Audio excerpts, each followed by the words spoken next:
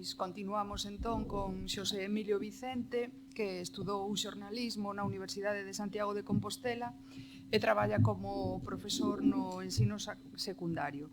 Militou nos comités abertos de facultade, nos CAF e en Galiza Nova. En 2004 foi elixido secretario xeral de Galiza Nova e en 2016 foi elixido membro da executiva do BNG. Actualmente é docente de Xeografía e Historia no IES Alfredo Brañas.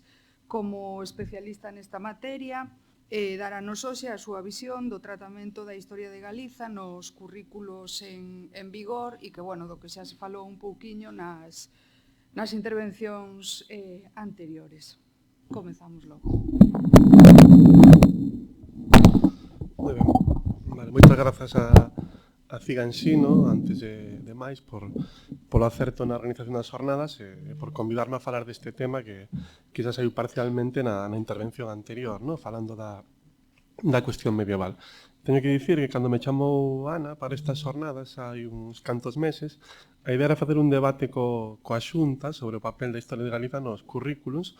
É unha pena que non puidesen vir, no? Precisamente agora que están tan preocupados porque o Estado publique o decreto cos currículos porque les teñen que adaptar, pois poderíamos contrastar aquí e ver que ideas teñen eles e como van integrar a nosa historia nese currículo, no? En todo caso, como a charla vai ser gravada, eu deixarei algunhas ideas por se as queren recoller e propostas que ademais despois podemos acrescentar no debate, no?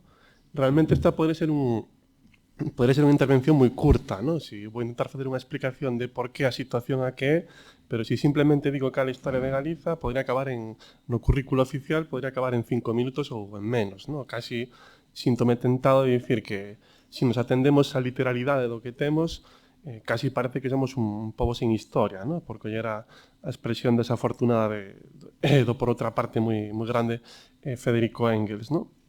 É dicir, en todo o currículo asúmese que somos incapaces de ser un suxeito propio, de ter unha vida política, cultural, social, autónoma, ¿no? Sabes que hai un obxectivo no ensino, polo menos marcado teóricamente, que ao acabar o sistema educativo, o estudantado ten que demostrar competencia plena nas dúas linguas oficiais, no? Supoño que un obxectivo tamén debería ser que ao acabar o sistema educativo tivese unha competencia plena, un coñecemento mínimo da historia do seu país. E podemos preguntar ata que punto se cumpre calquera destes dos obxectivos co sistema actual.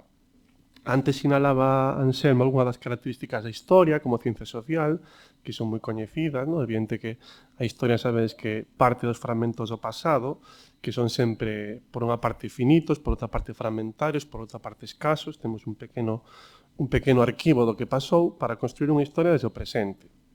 Que esas probas teñen que estar marcadas pola necesidade, pola veracidade, pola coherencia e que temos que respetar o que algúns expertos chaman a frecha do tempo, no? É dicir, a historia avanza sempre desde un pasado que xa está pechado, que xa pasou, ata un futuro aberto, no? E descartamos a intervención da providencia, o destino, o determinismo xeográfico, non estaba nada previsto, non era inevitable que España se configurase nas fronteras actuais desde o principio dos tempos. Mais ao mesmo tempo, creo que os historiadores temos que ser conscientes de que non podemos limitarnos aos instrumentos, non podemos obsesionarnos só cos instrumentos, que é importante que sexan fiables, sino que temos que ter presente a necesidade de facer reflexión teórica, análise social, no?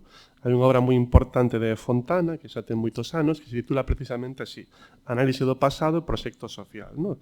No sentido de que a historia é unha ferramenta tamén para construir o futuro. E isto explica tamén a utilización pública da historia. Podemos preguntar que utilización pública da historia se fai no sistema educativo, que desde logo un dos principais usos públicos da historia, porque conforma a identidade, e tamén no resto da sociedade. E despois, ao final, tamén falarei un pouco deso. Que acontece? Que estes principios están claros, no? Veracidade, partir dos fragmentos do pasado, respetar o tempo, pero a propia investigación histórica ten a súa historicidade e se desenvolveu nun contexto histórico particular, no? En particular, os historiadores nos séculos XIX e no século XX, cando se desenvolven profesionalmente, coincide co ascenso dos nacionalismos europeos, coa conformación dos Estados-nación, que en moitos casos pensaban que a historia tiña que facer unha nacionalización do pasado.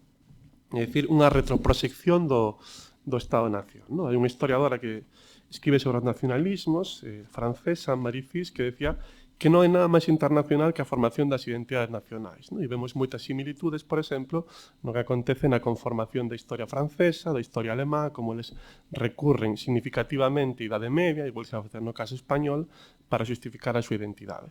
Isto non sempre é negativo, é normal que en cada época os intereses varíen, ¿no? Aquí vemos un exemplo na primeira conferencia. Nos non podemos dicir que, como sempre foi tradicional, que as mulleres estivesen excluídas de investigación histórica, como sempre foi así, pois imos respetar esta tradición. Non é correcto. Pero sí que é moi interesante reflectir sobre cal foi históricamente o papel das humanidades, ¿no? E no caso español en particular. Entón, hai moitísimos exemplos tamén sobre os debates e as polémicas que ten en cada país. Non entrarei en fonduras, pero sabes, por exemplo, que en Alemanha hai un debate recurrente sobre a Historiker Streit, ¿no? Sobre o debate sobre que responsabilidade tiñan os alemáns de a pé no ascenso ao nazismo, ¿no? Hai un libro de Goldhagen moi polémico que falaba dos voluntarios de Hitler, en Xapón sobre o papel do emperador o mesmo no ascenso ao seu totalitarismo, e como este foi restaurado despois da derrota de Xapón na Segunda Guerra Mundial, ou recentemente un tema que saiu á palestra pública foi o caso en México, o debate sobre a responsabilidade da coroa española, daquele momento da coroa de Castela na colonización, no xenocidio indígena, e se este debate se pode extender ata o presente e pedir responsabilidades ao actual reino español, ¿no? Entón, sempre a historia tamén, creo que era Croce quen decía que toda historia é historia contemporánea, ¿no? Porque evidentemente acaba incidindo sobre nós. Por outra parte, creo que sería un erro dicir que toda a produción histórica que se fixo en España foi nacionalizar o pasado, non o podemos reducir a eso e dicir que toda unha caricatura, pero sí telo presente. E aquí hai unha idea que é predominante desde o principio, ¿no? É a continuidade inalterable da nación española, ¿no? E isto ten manifestacións ata no ámbito público. Habería moitísimos exemplos, Pois collen aquí o Partido Popular aprobou en 2008 a seguinte ponencia, ¿no? Levos un fragmento. Este fragmento, desde logo, suspendiría en bacharelato, ¿no? Pero eles decían: la nación española, como realidade histórica e cultural, ten a raíz plural nos reinos cristiáns medievais, pero basease na herdanza da Hispania romana, visigoda común a todos eles, na unidade política que se estableceu de 500 anos pola integración destos reinos na monarquía de España mediante a unión das coroas de Castela e Aragón e o reino de Navarra. Bueno, isto vai en contra do currículo oficial, que fala expresamente da unión dinástica, e a unión do reino de Navarra, mellor non preguntarlles como pensan que se fixo. Vale, de onde ven este percorrido, ¿no? Eso que sigue presente no debate público. Supoño que máis dunha vez escutastes algún líder político dicir isto de que España é a nación máis antiga de Europa, que tamén é outro tópico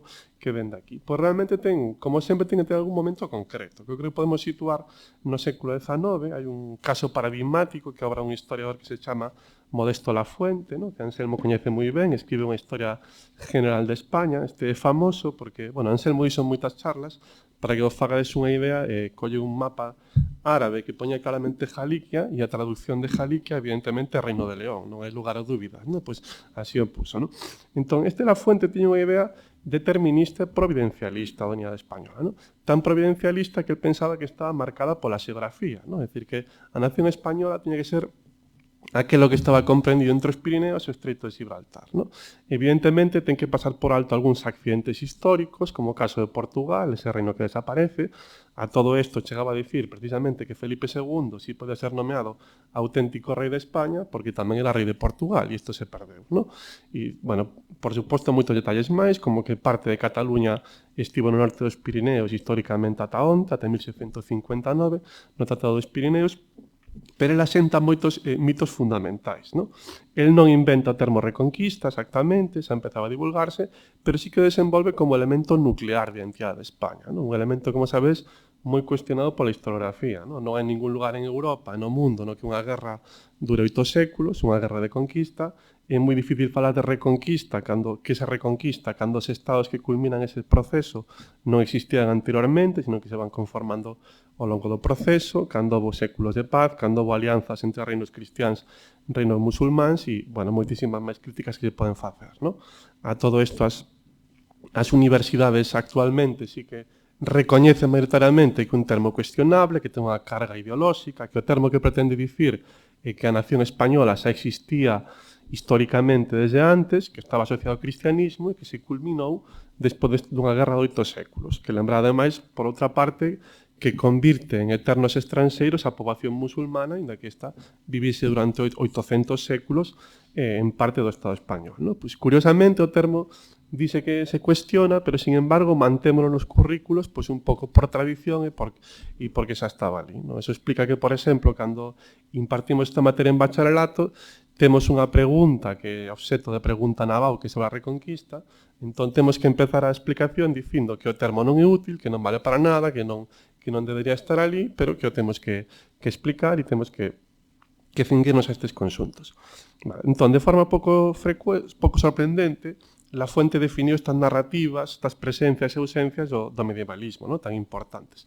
Evidentemente, a ausencia de Galiza entre os reinos medievais, porque o reino de Galiza é un problema enorme para esta narrativa, igual que o de Portugal, o mito do Cid, a supremacía de Asturias, que sería aceptada voluntariamente por todos os cristianos da península, que despois se transforma na supremacía de Castela, e, evidentemente, o mito dos reis católicos, ¿no? O mito este da a familia feliz e a unidade nacional. ¿No?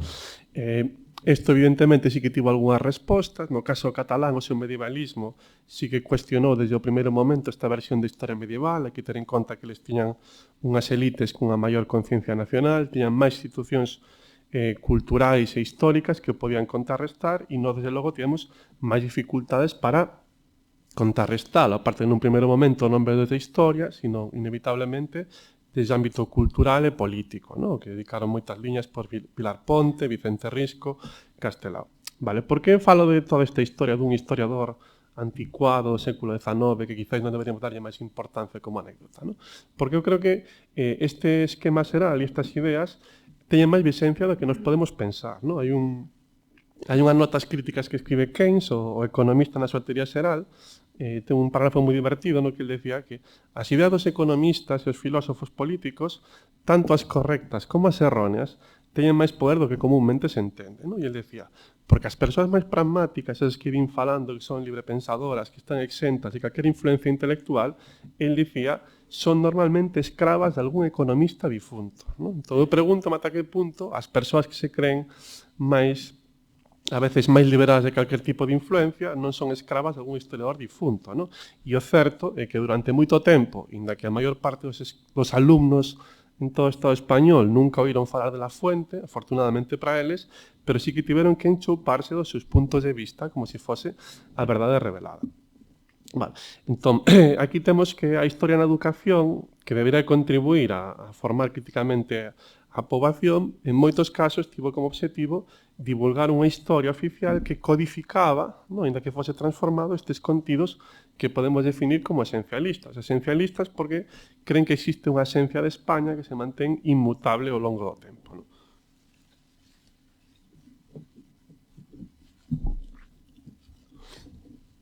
E que ademais podemos percorrelos perfectamente, non? Hai algúns pasos fundamentais e imprescindibles nesta narrativa que podemos recoñecer. Primeiro, o pasado íbero como antepasados de toda a nación, en a que non fose así.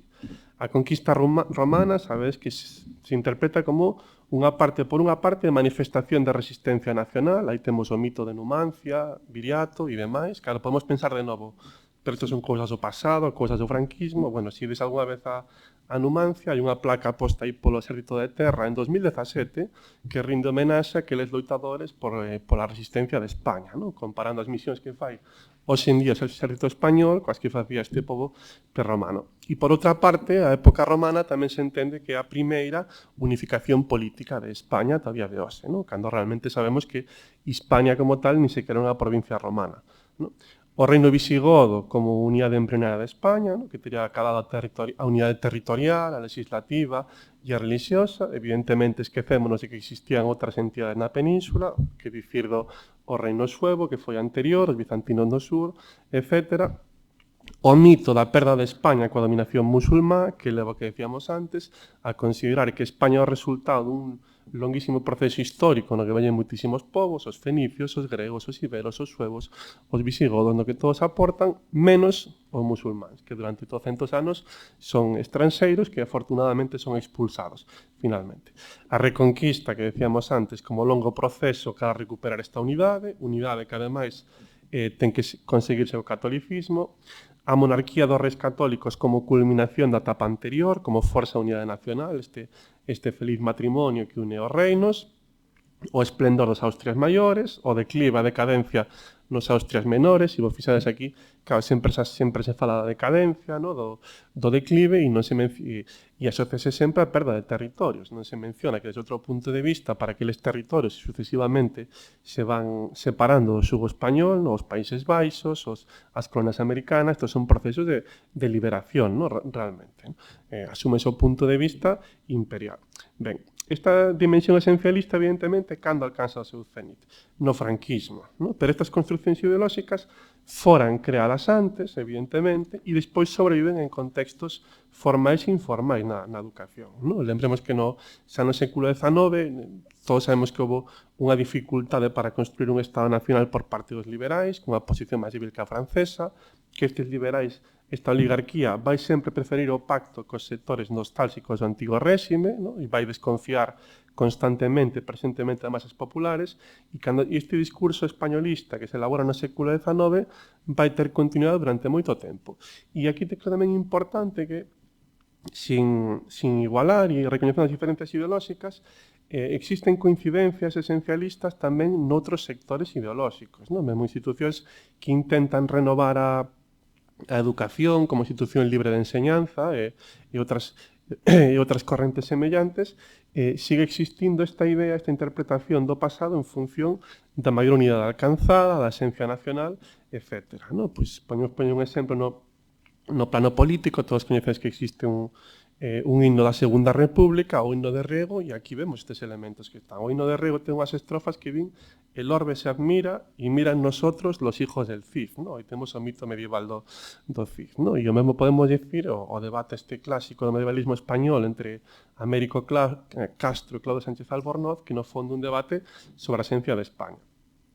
Ben, avanza o tempo, o propio franquismo, sabes que hai un momento no que ten que iniciar a súa reforma, a súa modernización, no? Que despois vai ter a súa culminación na transición, e revisar un proxecto antimoderno que ninguén se podía tomar en serio. Nos anos 70 non podían ir polo mundo dicindo que a Providencia creara o Estado español e que había que añorar os tempos de Filipe II, do imperio no que non se poñía o sol e todo isto.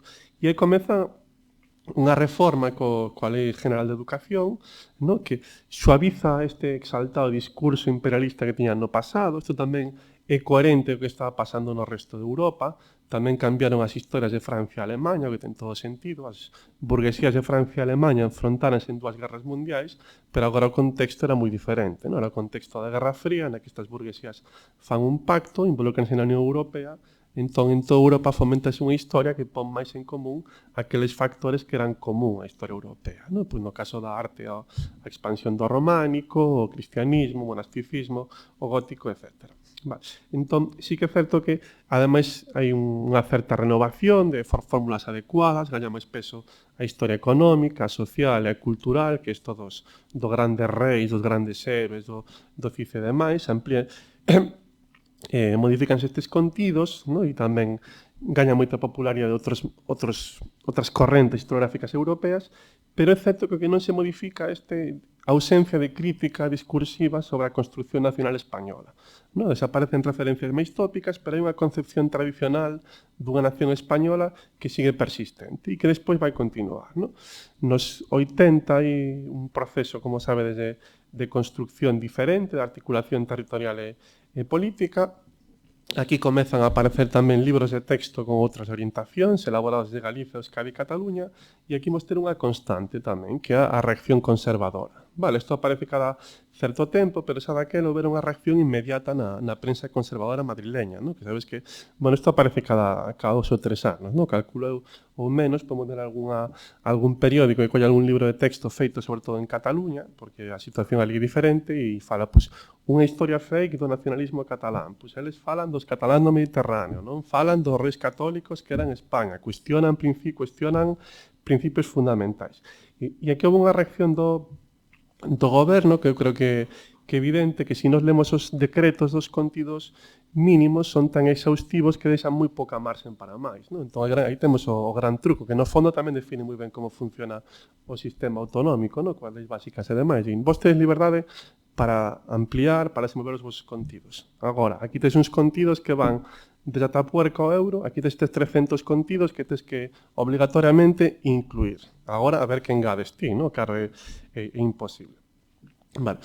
Houve despois outra reforma educativa que a LOCSE do 90, no que o Partido Socialista intentaba bueno, por unha parte tamén modernizar o sistema educativo e por outra parte, como sempre, intentar ser condescendente, adaptarse ás presións da dereita. No? Ainda xe houve unha ofensiva neoconservadora inmediata contra esta lei. Non sei se algúns de vos lembrades, durante algún tempo había un programa de radio de a ultradereita que tiña unha sección de historia que se dedicaba precisamente ás supostas víctimas da LOCSE. Non? É dicir, que entendían eles por víctimas da LOCSE? Os estudantes que estaban formados no sistema educativo e que, en teoría, non coñecían xa nada da historia de España, no? Polo tópico este que seguro que escuitastes algunha vez o leístes na prensa madrileña, de que cada estudante estaba estudando os ríos da comunidade autónoma, sempre falando dos ríos, non sei por que esa obsesión coa hidrografía, no? co regime fluvial, e non coñecen nada do que pasou. E aquí comezou un debate recurrente que foi moi tortuoso, vale, e que evidentemente ten posibilidades de levarse á práctica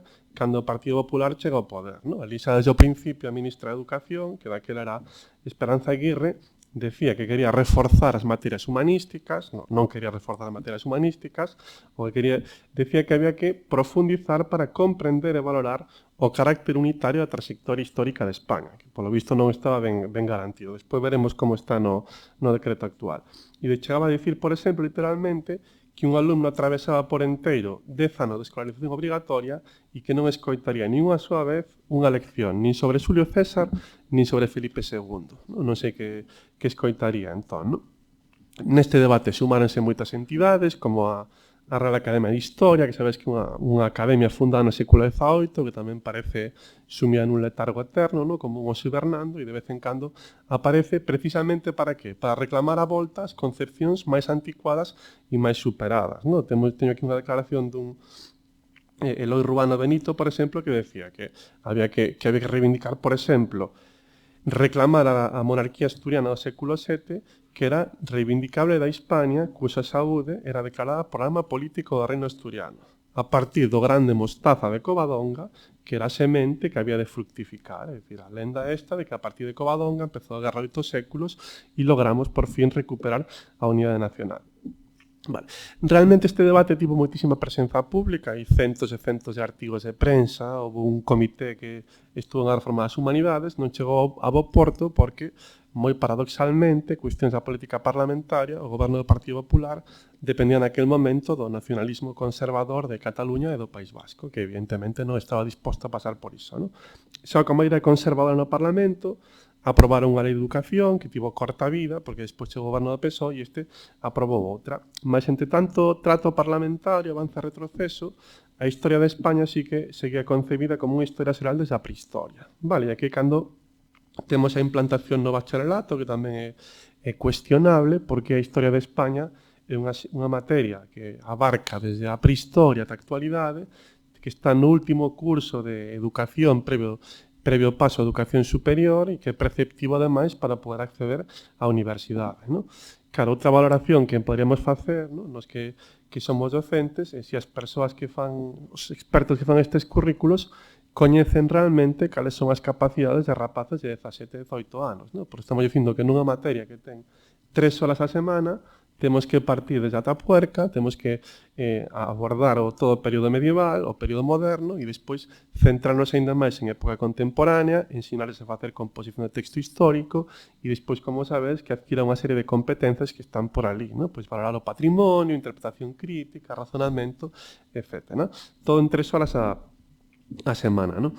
Claro, e eu creo que todos entendemos, ¿no? Realmente non falta ser profesor, que calquer persoa entende que se nos ampliar os contidos equivale a ter menos profundidade, que non pode ser de outra forma, ¿no? Lóxicamente. Vale. Entón, neste momento, seguiu adiante a ofensiva conservadora e temos a gran lei de Wert, ¿no? A LOMCE, ¿no? O sea, todos coñecemos a súa intervención famosa no Congreso, no que quentándose nun debate, dixo isto, que a súa intención era españolizar a los niños catalanes. ¿No? Isto nunha... Vale. E aseguraba, ademais, que a historia de España tiña menos rango en Cataluña e que ademais os cataláns eran tan malvados que esa materia só chamaban Historia, en vez de chamar Historia de España. Curiosamente, isto empezara ao revés. Cando se implantou esta materia no bacharelato, chamábase Historia e en realidad o que se impartía era Historia de España. Moi curioso, ¿no? Por a idea esta de que a Historia de España parece que coincide co universal, ¿no? Outra pregunta sería se non tería sentido que en segundo bacharelato a Historia do Estado, como mínimo, se enmarcase na Historia Europea e na Historia Global, ¿no? Sería lógico para ter unha visión completa da situación, sobre todo nun rapaces que estudaron a historia global dunha forma cronolóxica desde etapas educativas moi diferentes, ¿no? Desde primeiro de eso non podemos comparar con 12-13 anos e evidentemente hai alumnado que escoitou falar da antigüedade clásica, ¿no? Antes falaban Anselmo de Egipto, pero de Grecia e de Roma escoitan falar en primeiro de eso e ao mellor non volven a ter clase na vida deste asunto, ¿no? Vale, ximos o currículo actual, que, como sabes, está matizado polo decreto da Xunta, no? 86-2015, no bacharelato, pois eu creo que sí que podemos ver signos de continuidade evidentes do esquema interpretativo tradicional da narrativa española, no? Pues, en teoría, este decreto di que a materia ofrece unha visión de conxunto dos procesos históricos fundamentais dos territorios que configuran o Estado actual español. Cando aparecemos nós, ao final, prestando, cando cumpra, unha especial atención a Galicia. E aquí temos o noso papel, que normalmente é complemento, cando se dá todo o demais, pois hai unha pequena mención a Galicia. Entón, que vemos? Reino suevo, non é mencionado. Contraste co visigodo, que ten un apartado principal. Reino medieval galego, sin presenza específica. Subsumido, como sempre, na evolución, organización política e Coroa de Castela. Formación da monarquía hispánica, terceiro bloque. Sin mención algunha a Galiza. Cuarto bloque. Contémplase o estancamento económico de Galiza, esa é a nosa referencia, que se contrapón o crecemento económico dos cataláns e da ilustración galega. Vale. E por último, temos a historia contemporánea, que sabes que é unha serie tamén de bloques, ¿no? Que se traballa con composicións, no que temos algunhas mencións escasas a Galiza, ¿no? Aquí temos uns epígrafes e contidos enormes no que de vez en cando se fala, ¿no? Pois eso de a nosa industrialización que é tan débil, o lento desplegamento do ferrocarril, etc. E falase de expor o caso galego. O mesmo nos últimos contidos, ¿no? O apartado referido a normalización democrática de España, integración en Europa, ¿no? Debería poñer en Unión Europea, pero pon así. Desde 1975 hai un contido que fala do período constituinte, entón ali hai que fala dos pactos da Moncloa, das preautonomías de Cataluña e do País Vasco, e finalmente engade o caso de Galicia, como sempre, como último referente, ¿no? Vemos a diferencia ata nos estándares de aprendizaxe, porque nestes estándares, ¿no? Que supónse ten a súa importancia, despois requírese que o alumnado describa o establecemento das preautonomías de Cataluña e do País Vasco e que non comprenda o papel que pasou en Galiza, ¿no? Como se creou o Estado autonómico. Outro asunto interesante para min é a historia de Portugal, ¿no? Que é tan importante para nós que é significativo, ¿no? Claro, que se vos pregunto, ¿no? Aparte dos que dá esa materia, sabes, cando aparece Portugal nesta historia? Pois aparece no currículo no momento dos descubrimentos, ¿no? No ensino secundario, e aparece neste momento precisamente porque competía con Castela nas exploracións ultramariñas. Volve a aparecer no período entre 1580 e 1740, no que pertence á monarquía hispánica, e despois, como se independizan, pois volve a desaparecer ata o día de hoxe, de forma que para gran parte dos estudantes é un misterio que ese reino que temos ali ao lado. No caso da educación secundaria, xa sabemos que non existe materia específica, a historia vai se desenvolvendo en orde cronolóxica, unha historia mundial, e de novo nos temos pequenas acotacións, pequenos apartados sempre ao final do currículo, ¿no? Pois claro, no primeiro tramo, unha referencia a prehistoria galega, en especial os megalitos e os petróglifos, é dicir, os restos patrimoniais, cando normal sería falar primeiro desa sociedade, da súa economía, da súa historia, e despois falar destas obras, ¿no? Ou unha parte dedicada á Hispania romana, pois un apartado dedicado á Galaequia e o seu proceso de romanización. Vale, o período medieval xa falamos bastante, ¿no? Creo que aquí o currículo en xeral, ¿no? E aí podemos falar moitos dos manuais, sigue preso deste esquema fundamentalmente incorrecto de reconquista e repoboación e que ademais é moi difícil de comprender que pinta ali o reino galego e como se desenvolve o reino galego, ¿no? Terceiro curso é Historia Moderna, aquí hai que decir que sí que se acepta algunha crítica historiográfica, ¿no? Por exemplo, a unión dinástica de Castela-Aragón aparece explicada como unión dinástica. Aquí poderíamos preguntar tamén cal é o peso dos usos informais e do resto de de usos públicos da historia na sociedade, porque eu estou seguro que case todos os profesores, no, deberíamos explicar que isto é unha unión dinástica, que os reinos siguen sendo diferentes e, sin embargo, aqueles alumnos que teñen algunha idea do proceso, en moitos casos, sí que parten da premisa que desde aquela eso xa era España. No? Vale. E, finalmente, no cuarto curso, sabes tamén un curso moi extensivo, desde toda a época contemporánea, desde as revolucións burguesas ata a actualidade, as 2 guerras mundiais, Revolución Rusa, descolonización, e apenas, e polo medio hai que introducir contidos sobre a Segunda República Española, a Guerra Civil, o éxito da industrialización en España e en Galiza.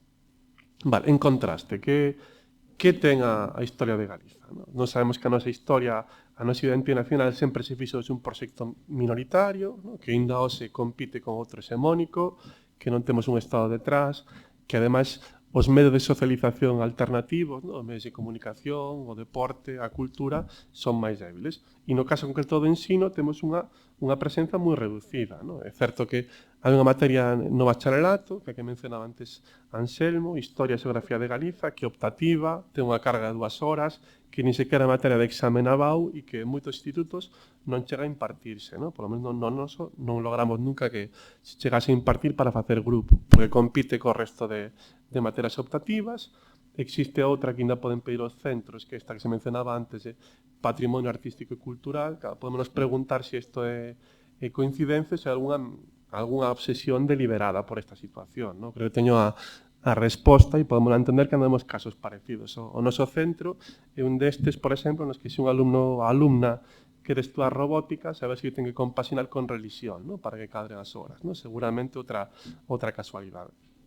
Entón, con este contexto é imposible profundizar en fenómenos fundamentais para comprender o noso país. Fixen unha pequena lista de fenómenos que poden pasar por alto completamente na educación dun alumno no noso país. Pois, a importancia da sociedade castresa, a marxe do debate sobre o celtismo e demais, pero que importante tivo esta sociedade e ata a súa utilización, despois na definición da nosa identidade e na conformación da nosa identidade cultural, o espazo atlántico e demais. Como se pode explicar unha persoa galega que pase polo ensino obrigatorio?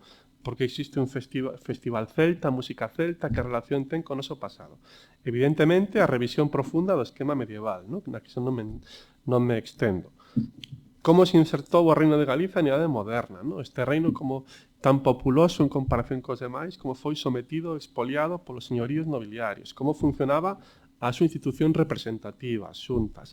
A cuestión da industrialización de Galiza, máis aló dos tópicos, estudada por Xoán Carmona e outros autores, que non podemos permitir que o alumnado saia das nosas aulas pensando que nunca fomos un país industrial ou que nos industrializamos só a partir da segunda metade do século XX.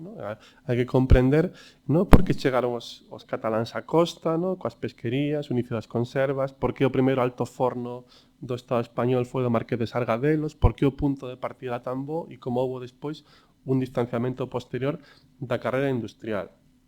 Cal foi o papel real da sociedade rural neste país? De novo tamén fuxindo dos tópicos. Que non pensemos que no campo sempre houve caciquismo, individualismo, campesiños conservadores e falar das loitas campesiñas, do agrarismo, da innovación, etc. A dimensión reais do alzamento franquista, fronte ao tópico este de novo da sociedade reaccionaria, de que si Franco era galego, de que si aquí non houve guerra, explicar como era a sociedade galega na que a maioría das cidades tiñan alcaldes republicanos e galeguistas, na que se produce un auténtico xenocidio dunha xeración e na que, a pesar diso, mantense a resistencia activa máis importante contra o fascismo en Europa por medio da loita guerrilleira máis prolongada. Como evolucionou a cuestión nacional galega a partir da toma de conciencia dos problemas sociais e económicos, a nosa historia. Por último, se pensamos que a historia debe chegar ata a actualidade, e de feito así o poñen os currículums, creo que de alguna forma teríamos que traballar nas nosas aulas as transformacións socioeconómicas nas últimas décadas, co seu balanzo contradictorio, a terciarización profunda, a industrialización que tivemos, a urbanización masiva que fai que hoxe en día xamos unha sociedade maioritariamente urbana, unha estructura socioeconómica de asalariados completamente distinta á anterior, e isto con consecuencias enormes sobre a identidade. Entón, precisamente estamos nun momento de definición dunha nova lei que chegará a novos currículos E tamén nos podemos preguntar que futuro ven aí. Non? Pudimos coñecer recentemente o rascuño do novo currículo para o bacharelato, non? Que non ofrece demasiadas expectativas.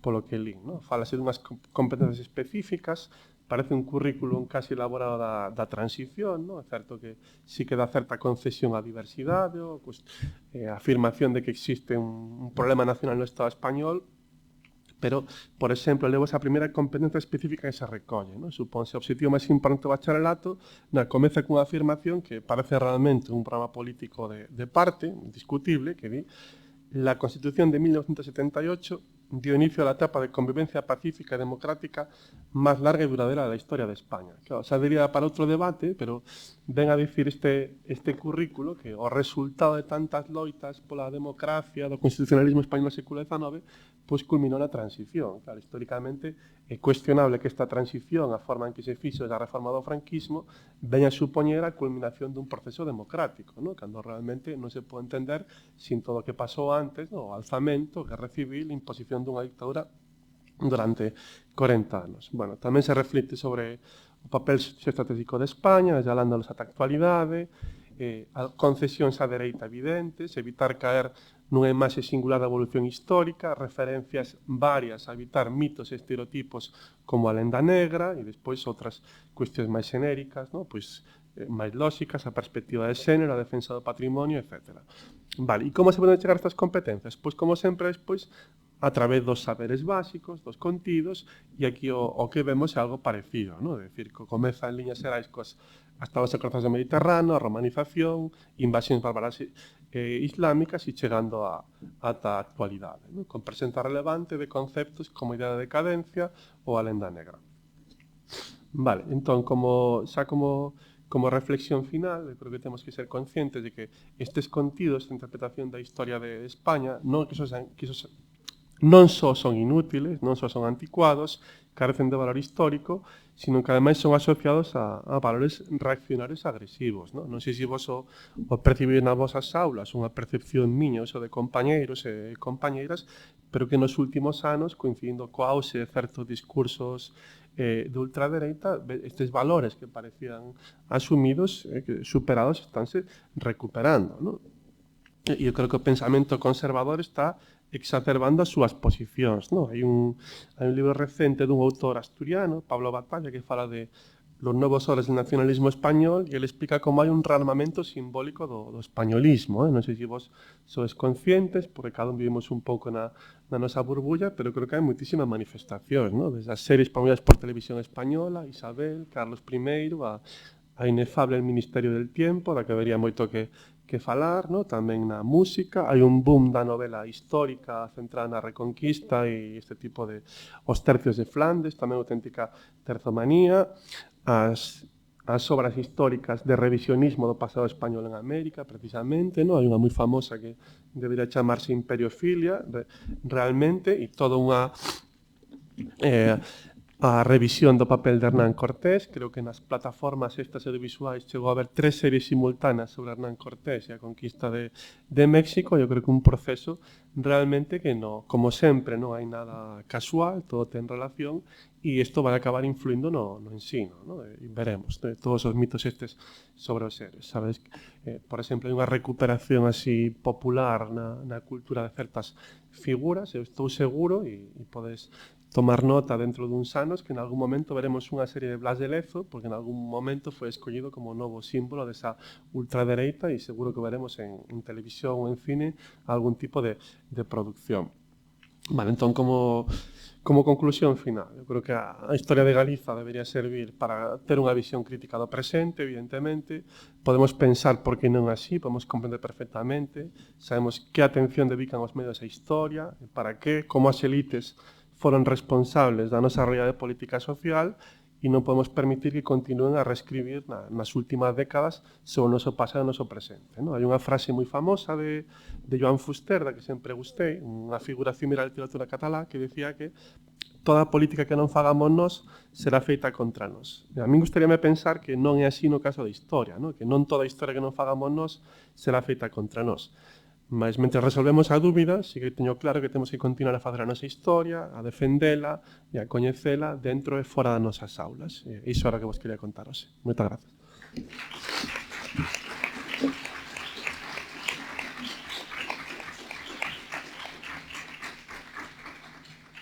Bueno, pois temos uns minutiños tamén para facer unha pregunta ou calquera cuestión que queirades comentar por aí atrás.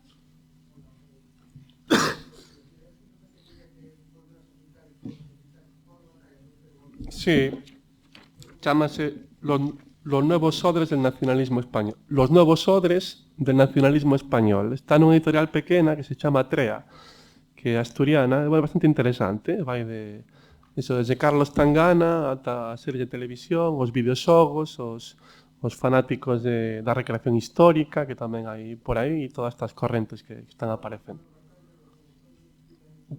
Trea. Alguna intervención?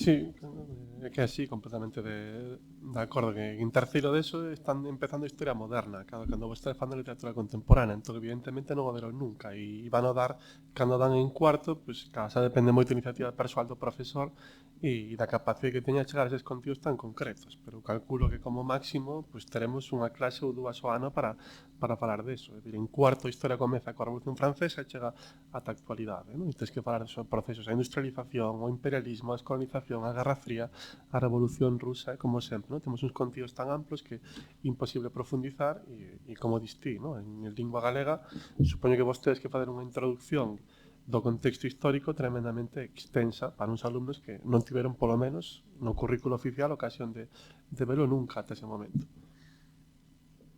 Sí, eu quería apuntar que o mesmo pasa nunha materia que está tremendamente reducida tamén na secundaria obrigatoria e no bacharelato é, bueno, unha materia en sí, pero que colle moi pouco alumnado, que é a historia da arte, e que por varias intervencións que xa saíron aquí é tremendamente importante. Páselle un pouco como a historia de Galiza, está está como apéndice sempre, pero sin ela tampouco podemos entender a historia, porque, bueno, poñía Anselmo o exemplo máis claro que é a Catedral de Santiago, pero pasa con toda a historia da arte, é dicir, desde o inicio podemos ver historia da arte de Galiza como unha como algo importantísimo, non se explica unha cousa sen a outra, e os rapaces e rapazas que, bueno, falabas ti, nomeabas outra vez a defensa do patrimonio na nova lei,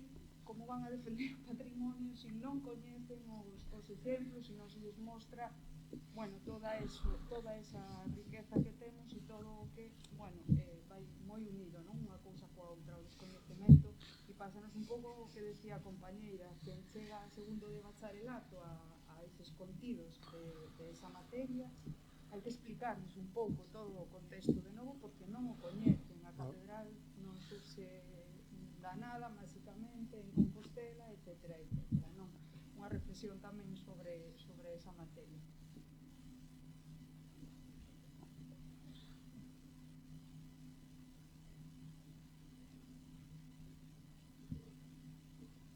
Ben, deixamos aquí entón. Vale, moi ben.